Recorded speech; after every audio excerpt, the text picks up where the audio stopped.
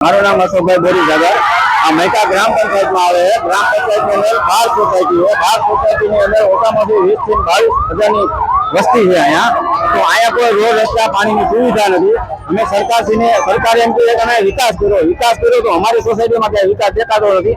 અને હું આમ ન્યૂઝ માધ્યમથી હું કહેવા માંગુ છું અમારા મત વિસ્તારના ધારાસભ્ય જીતુભાઈ સોમાણીને કે આ તમે આ મત વિસ્તારમાં તમે રાઉન્ડ મારો તો તમને ખબર પડે આની પબ્લિક કઈ રીતે જે છે કઈ રીતે હું છે ખબર તમને પડે।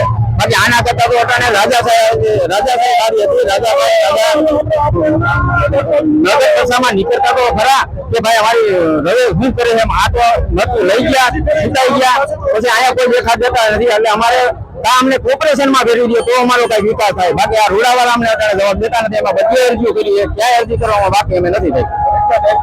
આ 10 વર્ષથી અમારે આ સમસ્યા છે। મારું નામ રાજેશભાઈ ધીરુભાઈ વેગડા। રોડ રસ્તા માટે અમે વિરોધ કર્યો છે કેમ કે રૂડાવાળા એમ કહે કે સોસાયટી અમારામાં ન આવે। અમે 25,000 માણસો રહી છે, 12 સોસાયટી છે, કોઈ જાતનો જવાબ નહીં, કોઈ જાતનો ઉકેલ નહીં। અમે આ હાઈવે બંધ કર્યો કેમ કે સરકારને અમારા તરફથી જાણ થાય, સમજી ગયા કે અમારું કંઈક નિવેદન કરે, બરોબર ને।